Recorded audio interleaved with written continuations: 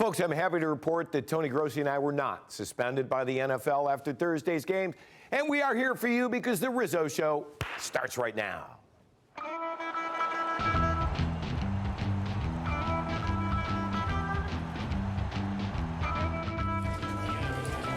MGM Northfield Park presents The Rizzo Show. And now, your host, Tony Rizzo. You know, it should be a victory Sunday, but somehow it just doesn't feel like that. Welcome, everybody. Tony Grossi is here with me. Tony, just when you thought that the Browns season couldn't get any more bizarre, it did. Now, Tony, you and I, over 60 years of covering the Browns and watching Browns games at the stadium, have you ever seen anything like what happened Thursday night? No. I'm still 30-some years into it, still seeing things I've never seen before, except the championship. Yeah, that's right. That's the one thing I haven't seen. That's what we're waiting for. But, yeah. Tony, they're calling it the Myles Melee. Let me just start with this before we get going. If I gave you 53 guesses as to who would pull somebody's helmet off and hit him over the head, where would Myles Garrett be? He'd be 50 and lower. He really would. This was so uncharacteristic. Remember, Myles Garrett came into the league with the reputation of people wondering, does he love football enough? Will he play long enough? Is he mean enough on the field to be a ferocious pass rusher? And now look what he's become on this incident. He just snapped, Riz. We do have a treat for you tonight, by the way. I have food for you. Chef Chris is here. But, Tone, I'm surprised at a lot of things. Was he provoked? A lot of people are saying Mason Rudolph started this thing. Well, he did. I mean, he instigated it, obviously. He triggered this snap in Myles Garrett. But, you know, you can't go over the line. And this was a non-football act that really crossed the line, using your helmet as a weapon. All right, the league wasted no time in handing out suspensions, Anthony. They did it Friday. Do you think it was fair punishment? Garrett's done for this year, and, Tony, it says indefinitely. My guess is they might even give him a couple games next year. Yeah, and of course these players can appeal this, and we'll see if that reduces anything. I'm surprised that Mason Rudolph wasn't suspended a game also. Steelers are probably disappointed in that because he played so poorly. They got to play him again now. Ogunjobi got a game because he came in and pushed Rudolph after the incident occurred. Pouncey, who was the guy just pounding on Myles Garrett, he was actually protecting his quarterback. Tony, that's law. If you're an offensive lineman, you have to do that. He got 3 games. That means Pouncey will not be here for the Steelers game 2 weeks from tonight. Yeah, and that's the thing. The retaliation factor is going to be weighing heavily in that game. You know, Baker Mayfield's the one who would be retaliated against, you would think, the quarterback, right? So that's going to be a very interesting afternoon in Pittsburgh. All right, here is Myles Garrett and Larry Ogunjobi talking about the fight afterwards Thursday night. You know, that is embarrassing. You know, what I did was foolish, and I shouldn't have allowed myself to slip like that. That's out of character, but situation like that where, you know, it's an emotional game. Like I said, that's not what the organization is about. We're not out here trying to be thugs and beat up. Like, that's not us, you know what I'm saying? But once again, like, when you cross that line, like, you cross it. So, I mean, no disrespect to Mason once again. I'm not trying to hurt nobody, but at the same time, like, when you do that to my teammate, like, what would you think somebody would do that if that was your teammate? You know what I'm saying? Mm-hmm. So I would hope my dogs would do the same thing for me. Tony, what did you make of that? Did you think Myles was sincere? I think he was traumatized. He was almost in shock, it seemed to me. He's soft-spoken to begin with. Right. I think we're going to be hearing more as the days go on from Myles, but yeah, he just seemed to be in a daze over the whole night. Yeah, and I also think, Tony, his teammates had his back, but a lot of his teammates didn't see what was going on. Yeah. And we'll get to Baker in a little bit. I thought he handled himself very, very well. T, the major problem with this team right now is lack of discipline. And I know Freddie isn't to blame totally for this thing, but his team has 87 penalties, 33 on offense, 41 on defense, 13. Tony, the Browns have been penalized 822 yards worth this year. Tony's got to take some of the blame for this, right? Well, absolutely, Riz. It's undeniable that the head coach is in charge of the behavior of his team. And we've seen it started in game 1 when Greg Robinson was ejected. We've now seen 5 player ejections in the Browns season, right? 4 total. You could go 10 years without seeing a player ejected. We've had 4 in this season alone. And when a player with the personality of Garrett crosses that line, you wonder if everyone's been infected now by this bug on that team. And it was very disturbing to see. Yeah, and I know this. I don't know what the future is for Freddie Kitchens, but I'm going to believe, Tony, this cannot continue. I mean, this isn't a week or two here. This has been a trend now for 8-9 weeks. And this could be we keep going, what are the identity of the Browns? The identity of the Browns is they're out of control. Yeah.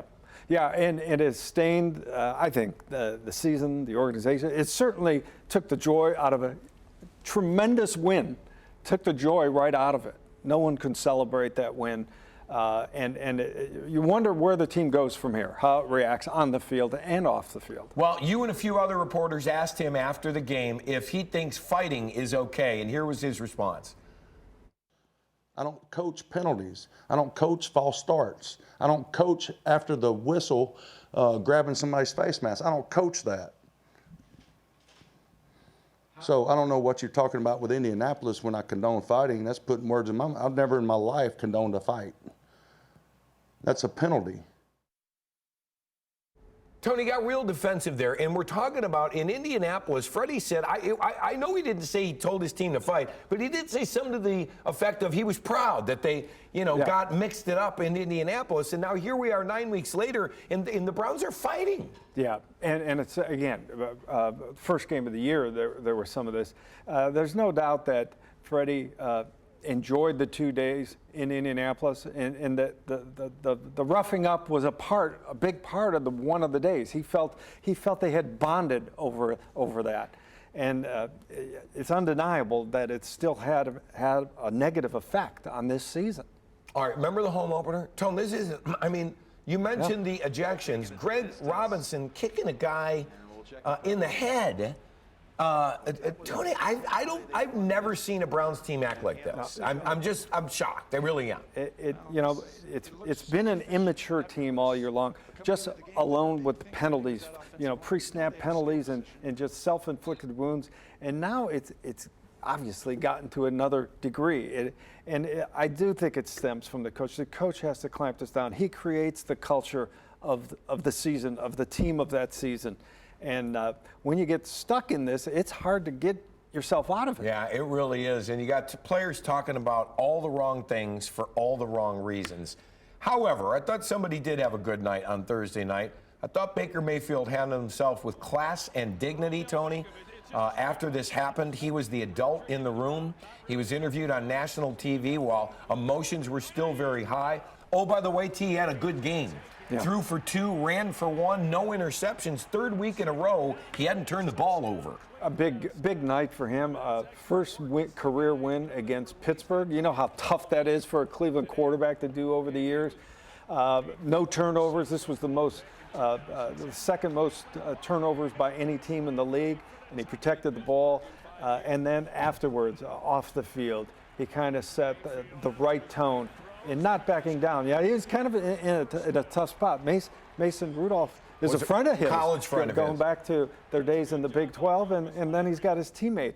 And I thought he struck the right notes, and he really towed the line of supporting a teammate but not condoning what happened. Yeah, and that's hard to do. Yeah. I mean, because you do have to stick up for your teammates. Yep. He had a little incident earlier in the year where he talked about another teammate's money, and teammates went to him and said, you can't do this. But I thought he handled himself great. He's also playing great football. The Browns, they're not out of this thing yet, Tone. Time now for our Merriman Legal play of the day. Make Tom's team your team. And look at this. The Browns in victory formation. Tony, they didn't let Baker Mayfield out on the field for the final snap. The quarterback is Gilbert. Look at Freddie, how angry he is. Everybody get in a locker room. They were afraid what, Tone? The Steelers were going to take a shot. Good move. Good move, because who you're going to retaliate against? You're going to retaliate against the quarterback. And there was no reason for Baker to be out there at that point. Again, it brings up the question what to expect December 1st when these teams face each other again in Pittsburgh. Yeah, it's coming in 2 weeks, kids. It's one of those, thanks to Tom and Merriman Legal, make his team your team today. It's one of those scheduling quirks. We play the Steelers twice in 3 weeks. Do you expect retaliation in Pittsburgh? I expect a very physical, rough game in Heinz Field on December 1st. Maybe we should, well, I shouldn't say Garrett Gilbert, but if I were Baker, I'd definitely be watching my back that entire game because we know how the Steelers are, and their fans are going to be absolutely livid. Yeah, and you know, there's a history between these two franchises. That's what rivals do. They have these heated moments, but this was, Riz, I thought it was the most brutal Cleveland-Pittsburgh game in history. That's 135 games. And that's saying a lot because we've had some brutal Don't forget, games. there were 2 concussions induced by Brown's hits on Pittsburgh receivers. All right, when we come back, we're going to spin the wheel, and look at this. Chef Chris in the kitchen. Look at the feast he has from TAP MGM. Stay with us. Oh, are you hungry, Tony? Yeah. Chef Chris, MGM in the house. Getting a little fancy there. Flip it again, Chris. Let me see it again. You do that so good. I get stuff all over the kitchen when I do that. All right, welcome back, kids. Time to spin the wheel. You know the rules. These are topics. We have no idea what they are, so whatever we say is the first thing off the top of our head. Let's roll. Row. Row. Okay? The first one, Colin Kaepernick. Tony, can I ask you a question? What is going on with the Colin Kaepernick thing? He had a workout yesterday for a bunch of NFL teams. Is this a big farce, or is he going to get a job? And why has the league waited this long? It feels like a dog and pony show, right? I mean, every team in the league has had the opportunity any week to bring in Colin Kaepernick. And if, you know, what has he got to try out for? He's been a Super Bowl quarterback. But just to look at, see what kind of shape he is in, this was thrown together hastily. Kaepernick was said to be told, you have 2 hours whether to say yes or no if you want to participate. It was almost like they wanted it on record that they gave him a chance to impress scouts. All right, Tone, but he hasn't played for 2 years. Is he going to be able to play? I mean, 2 years, Tone. Yeah, I know, but the fresh legs, Chris. Fresh legs. Fresh legs. All right, let's roll it again. Roll it again. No, it's stuck. Hold on. Hold on. This never happens at the MGM, kids. Tone, Super Bowl matchup coming up right now. First of all, do you think the Patriots are getting back? I do. I think they're still in the driver's seat. Yep. All right, NFC's wide open. Give me your pick right now. I won't hold you to it. We're still a little past midway. I like San Francisco. Even though they lost their first game of the year, I still think they're strong enough to go. Bromance with Jimmy. Folks, if you don't know, Tony loves Jimmy Garoppolo. We wanted him here in Cleveland. I can't believe Bill dealt him to San Francisco for a song and a dance. Now, wouldn't that be a Super Bowl matchup? Tom Brady against his understudy who was traded. That would be. Next up, let's spin the wheel. Or maybe not. Kevin Love. Tony, Kevin Love is having an all-star season for your Cleveland Cavaliers. Do you think the Cavs are going to deal him? No, I don't think so. I think they need him. He's kind of like the strength of the team, the veteran holding things together. And I think they extended his contract back when they did it for the purpose of him seeing through this rebuilding process. All right. Next up, pretend we roll the wheel. And it's, Tony, a 4-story Starbucks has opened in Chicago. It is the world's largest Starbucks. It is 36,000 square feet, 200 employees, 3 coffee bars, has an entire floor for sweet tooths, including a standalone bakery. Let's not forget a cocktail bar in case you are in the mood for a little pumpkin spice latte with vodka. Tony, are you fancy coffee guy? No, it's got to be hot and black. That's You're not like fancy coffee. No. You're not doing neither am I. I don't do the lattes and all that, but you know what I do like? I like a little espresso in my coffee. That'll get you up in the morning. Get me up in the morning. I wonder if the lines will still be a mile long in a 4-story Starbucks. 3 different bars and just still be waiting in line. All right, now it's time to see what's happening at our favorite place, MGM. Hello, everybody. My name is Chrissy Siba here at MGM Northfield Park, standing in front of one of our brand new Mercedes-Benz SUVs that we're giving away. Win 9 cars in 9 days at MGM Northfield Park. This November, visit MGM every Tuesday and Saturday to win a brand new Mercedes-Benz Mercedes-Benz luxury SUV. Earn 3 times bonus entries on Thursdays and Fridays, and activate your entries the day of the drawings at your favorite VLT machine or kiosk. As an M Life Rewards member, when you card in, you win. Every day from 12 p.m. to 9 p.m., Lucky Random VLT banks will be selected to win prizes including concert tickets, dining offers, and more. Visit MGM on Sundays this month between 11 a.m. and 7 p.m. to pick up your holiday cookware set and also a free Sara Lee apple pie on November 21st. Celebrate New Year's Eve on December 31st at Center Stage with Bruce in the USA. Drink champagne and experience the #1 tribute show to Bruce Springsteen and the E Street Band before ringing in the new year at midnight. Take a Vegas vacation without leaving the state. MGM Northfield Park, Las Vegas is here. Oh, it's great. I just asked Chef Chris, not a bad stove for in Great, studio. perfect. Chris, welcome back. How are you, bud? Thank Chef you. Chris Great, from great, MGM is always a friend of our show. He's been on with us many, many times. Now, Chef, you're making something. This stuff is from Tap Sports Bar, which I think Right. the food, it's not sports bar food. Explain to everybody. Oh, yeah. I mean, we've got a little something for everybody. We've got some great steaks, fish and chips, great burgers. One of my favorite items on the menu, Yeah. nice salads. And today we're going to do a couple of items off of our new menu. We just expanded the menu in there. So. And now show me what this is, 'cause I can smell pulled pork a mile away. Right. Well, yeah, your nose is working perfect. That's there, right. 'cause We're going to do a barbecue mac and cheese, which is one of our new items. So basically what I did here is we took some Alfredo sauce, melted down some cheddar cheese, threw in some nice capellini, right? So we've got a great looking That's thing gourmet there. mac and cheese. Yeah, absolutely, it's gourmet. Only the finest for you guys. So we've got that hot. This will be our first dish, right? So Right. You of throw it course down, we're not that's gonna be small my base. portions, right? Boy, that is not a small portion. That could feed a family of 3. And then this is your pulled pork. That's our pulled You pork. guys smoked it up. I know the We smokers do. in the back at Right. Cosars, right? Yes. So And we've how got long some did you go beautiful- with that, Chef? Oh, geez, we go 10 hours. 10 hours? Yeah. And about what? 250, 275? Very slow and low. Yeah. Exactly right. And that's going right on there, right? By Right the way, it on felt like top. that Browns game Thursday night was about 10 hours. And there you go. And so this is a new popular item.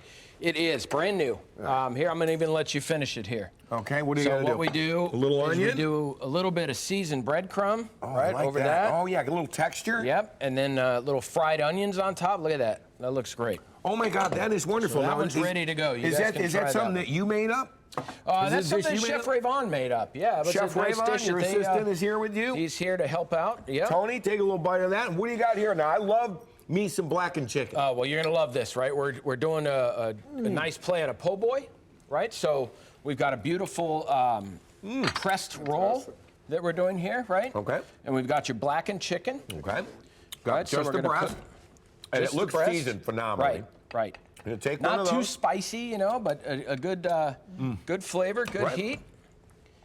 And we're gonna cut these here. Oh, yeah. Lengthwise to fit Right? the bun. Exactly, right. All Really right. pile it on there. Oh, I see your Yeah, look at condiments. that, Oh, right? look at how much chicken's on there, Oh, too. yeah. That's unbelievable. And then what we do here with this is we do a remoulade. Oh, I love that Right? sauce. What's in that, Chef? So it's basically a Cajun Mayo, mayonnaise, right. if you will, right? So it's got a little bit of Little Cajun spice on there. spice, some mustard, a little bit of herbs in there, right?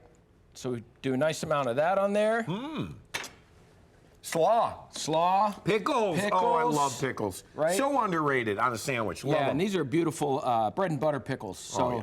they're nice and sweet, delicious. Got a little Add tomato. good little crunch. Right? Yep. God, does that look fantastic. So we'll do some tomato on there. Boy, nothing ordinary Look at at that. the Tap Sports Bar. No, we've got some. What we do is we try and take something eclectic and just twist it a little bit, So it's like, oh, that sounds familiar, but I'm going to try it out because it's a little bit different. Chef, that looks fantastic. Chris, thank you for being here. We always appreciate it. We're going to take a break. Tony and I are going to woof this down, and we'll wrap show up when we come back. How about a nice round of applause for Chef Chris doing his job here for us on Rizzo Show. By the way, love this set. Stay with us. Don't go anywhere. Oh, look at that. Wow, that's amazing.